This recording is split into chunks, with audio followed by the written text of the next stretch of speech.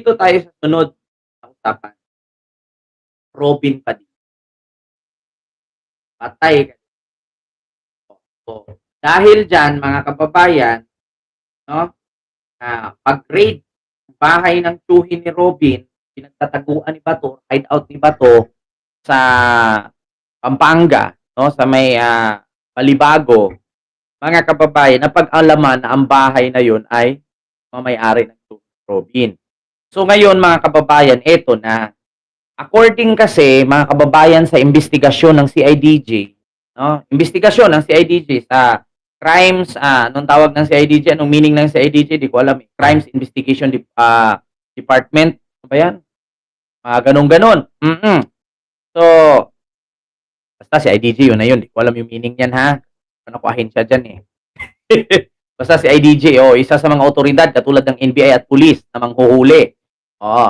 So ngayon mga kababayan, ito na nga, ah, according sa investigasyon ng CIDJ, marami po talaga si Robin, 'no, na may inamin siya na siya ang nagtakas kay Bato, iniwan niya si Bato sa Makati, tapos ending nung iniwan niya sa Makati, isinakay ito sa pick-up na pagmamay-ari ng tiyuhin niya, tapos nagtago doon pa sa bahay na pagmamay-ari ng tiyuhin niya na naman.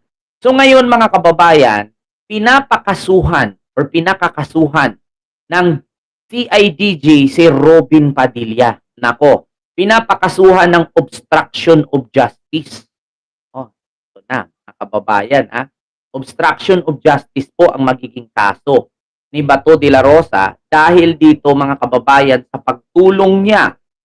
No, ito po, mga kababayan, pakinggan po natin. May ads lang po,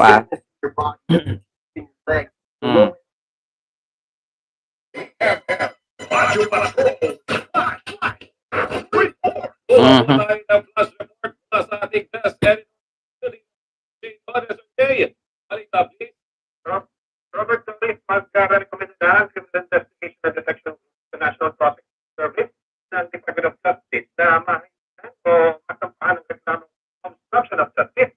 Ito si Senator Robin Padilla, kandidat pang personalidad ay sa pagkakas ni Senator Ronald Bato de la Rosa. Reklamong obstruction of justice dapat kay Senator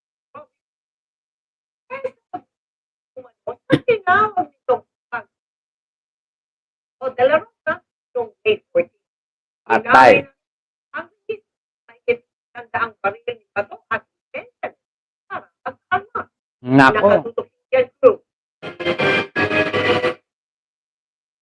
Nang dahil ito sa pagtutong niyang ataka si Senator Bato de la Rosa, isang reklamo laban ni Robin Padilla ang refer sa Department of Justice o DOJ, Criminal Investigation and Detection Group ng Justicia. G. Ang reklamo paglabag sa decree 9 obstruction of justice ay katapat ng kasong kriminal. Nako. Una sinabi ni Padilla na nakiangkas ng silang sa nang pagpaalam siya sa bahay ng court sa daling araw. Pero lumabas sa investigasyon G. Ilang basta nakiangkas. Hindi ito ang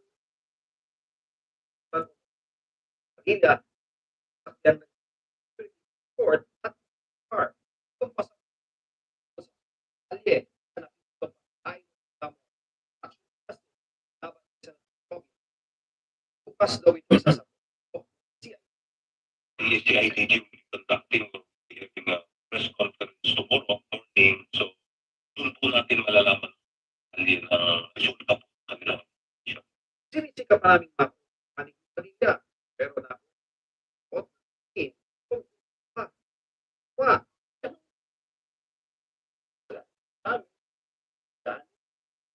ang Senate namin SP ay namin para Ayan naman pala, eh. ano ka po? Inutos Yabang talaga, no?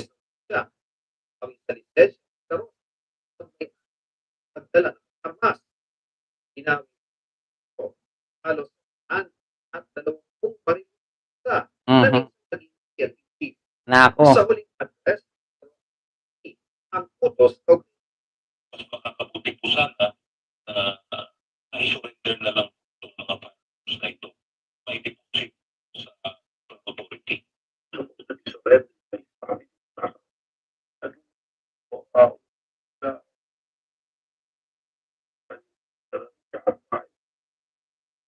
implement kahit kaya pa na nasa aming batas. Siya na kaya pero section na revising IRR ng Article 91 which states that placing a case, implementing a case ay then 2 years po punishment.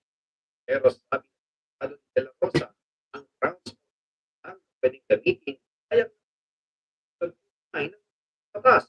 Ang fiction lang at court order ang pwedeng ayan para pa rin. Pero hindi convicted si De La Rosa at walang ang order dapat. Yan. 24 oras. Ayan na nga, mga kababayan.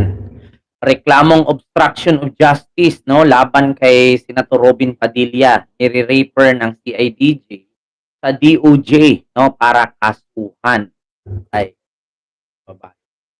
Yun ang sabi. Kaya, ba't man kasi mangingialam pa kasi? Ba't kasi sumasali pa kasi? Diba, mga kababayan? Dapat hinayaan na lang kasi. Oo. Hindi na lang dapat kasi nakikisali, nakikisawsaw. Ito naman. Ayun, di nadamay ka ngayon. O, makakasuhan ka pa. Obstruction of justice. Ako po. Alam niyo, sa totoo lang mga kababayan na reklamo sa mic na yan. O, tanggalin natin yung mic. O, tapos sasabihin na naman nito, wala na naman tayong boses. O, sige, wala ng mic ha. Sasabihin na naman, mahina ang boses natin. O, ayan, mga kababayan, rinig niyo po ba? Okay po ba ang ating boses? Tinanggal ko na. Kasi ako dito, lahat sa monitor ko, naka-iPhone ako, iPad, lahat ito. iPad, iPhone, lahat Apple brand. Okay naman ang aking boses. Tapos bukas, pag i-play natin sa ibang vlog, sabihin na naman, walang naririnig, putol, mahina. Problema na ng cellphone nyo yan, or gadget nyo yan. Oo. So ngayon mga kababayan, eto na nga. So ito po ang napapala ni Robin Padilla kasi sobrang yabang kasi. Yeah?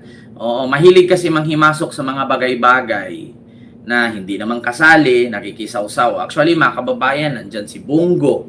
Nakita ko naman, hindi lang naman si Robin Padilla mga kababayan ang senador. Nandyan si Bongo.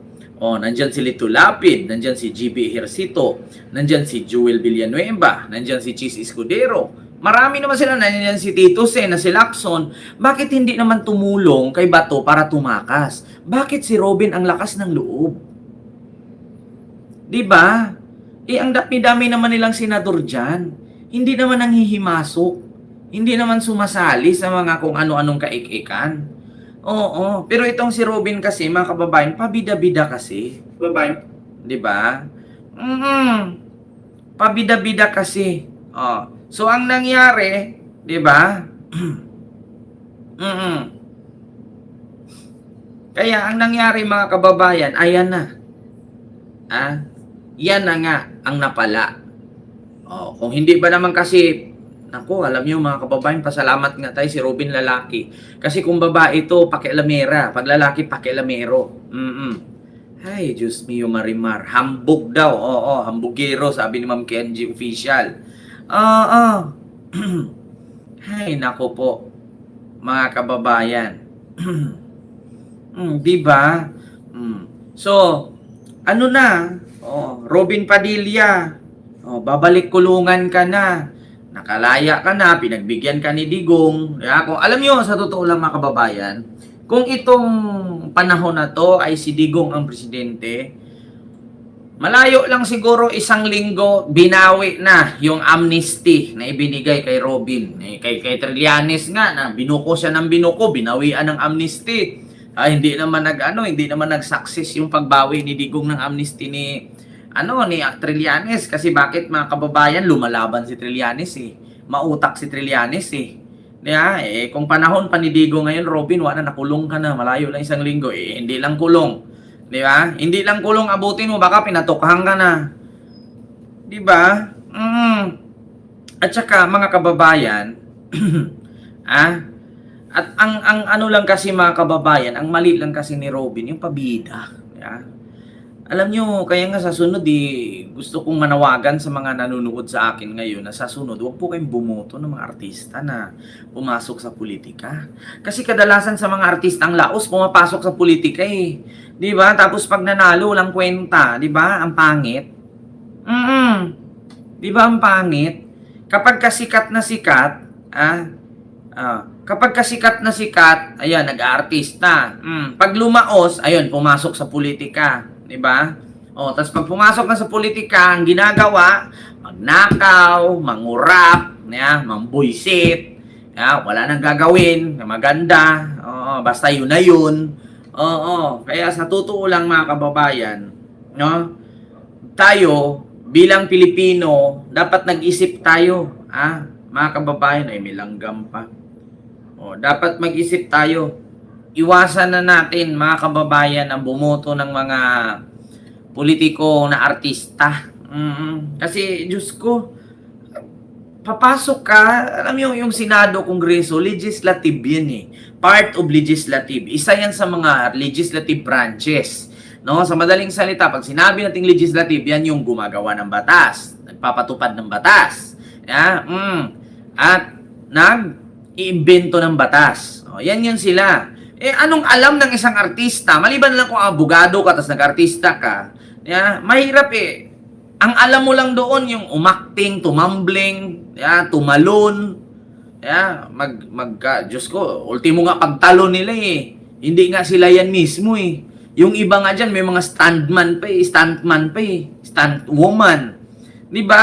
Dyan pa lang sa pagtambling-tambling at pagtalon nila, hindi naman sila yan. Diba? May mga kadubol yan. Tapos pagdating sa Senado, sa Kongreso, ganun din, magkakaroon ng double nakaw, double katangahan, double kabubuhan. Di ba?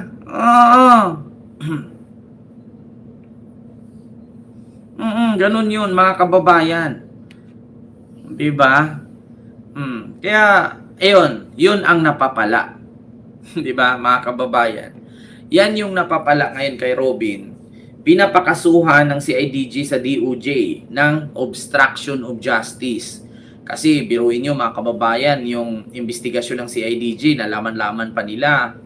Mula sa SUV, lumipat sa pick-up na pagmamayari ng tsuhin ni Robin. Tapos, yun pa ang kanilang ang nakalap na investigasyon ay doon daw ito nagtatago sa hideout, no? Sa Pampanga. Sabi ko nga sa inyo mga kababayan, noon pa man, unang tago ni Bato, namataan itong si Bato kumain ng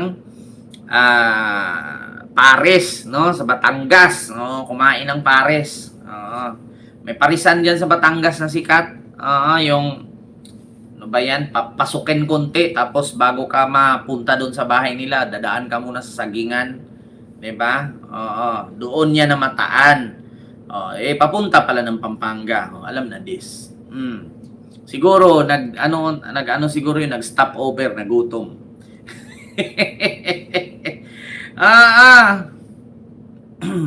Kaya yun, mga kababayan, ang mangyari ngayon kay Robin Padilla, balik kulungan.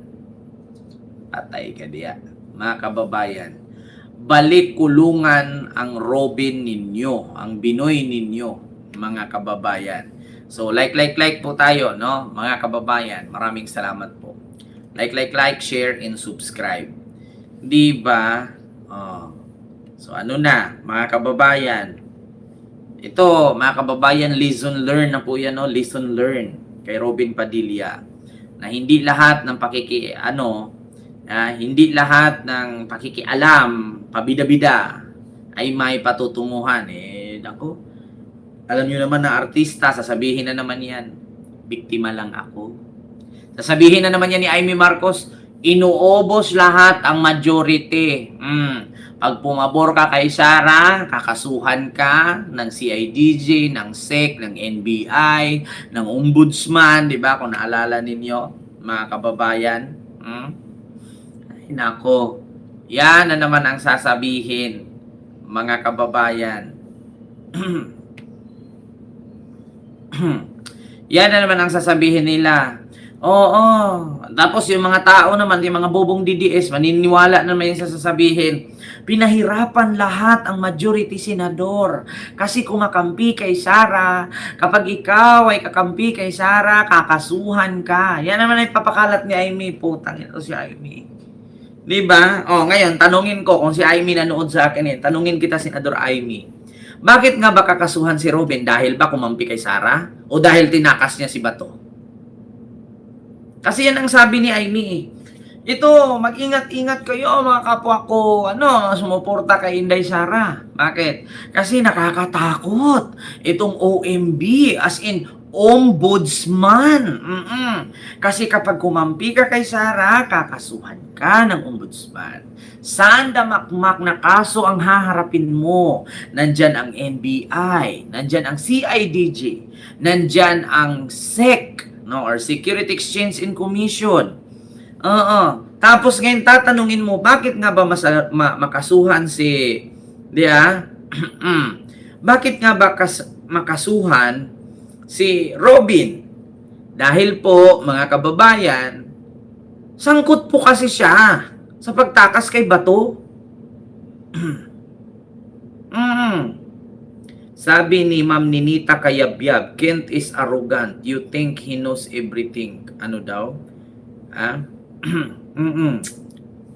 Alam niyo, sa totoo lang mga kababayan, hindi naman sa nagmamayabang tayo na may alam tayo. Mga kababayan, pag sinabi mong pro-admin vlogger ka, diba? Napaka-imposible naman na wala kang makakausap sa taas. Diyos ko naman, diba? Hindi nyo ba alam na halos kami lahat ng mga vlogger ni BBM nag-uusap-usap kami? Kung isa sa mga vlogger na kaibigan namin may mga koneksyon, may mga nakakaalam, nalalaman namin kasi usap-usap kami. Diba? Yung mga DDS nga kaya nilang bumuo ng karton kapag nagsama-sama sila. Ganun yun, mga kababayan. Yung mga DDS nga, pag nagsama-sama yan, pag nagkikita-kita, yan nakakabuo ng isang bagay yan. Tingnan nyo, pag nag-rally, magsama-sama sila. Diba, ang dami nilang hinuhuli. Diba? Pag nagsama-sama yan, tapos nabubuo yung kabubuhan nila, lahat sila nadadampot. Yung isa sumisigaw, sugurin. Yung isa sumisigaw, kalabanin. Bukas makalawa, may warrant na. Bakit? Sedition. Inciting to sedition. Diba? Kasi mga bubo nga Diba? Ganun yun, mga kababayan. Mga bubo nga naman. Pag nagsama-sama yan, nakakabuo yan. Minsan nga, biruin nyo yung karton. Pag nagsama-sama sila, nakakabuo sila ng karton. Tapos sinuhulma nilang tao. Ginadyakitan, pinapakain, kinakausap, iniiyakan. Diba? Ganun yun, mga kababayan. Diba? Tingnan nyo yung mga Duterte senators. Nagsama-sama sila. Diba? Nakakabuo sila. Anong nabubuo nila, mga kababayan? Anong nabubuo nito mga Duterte senators?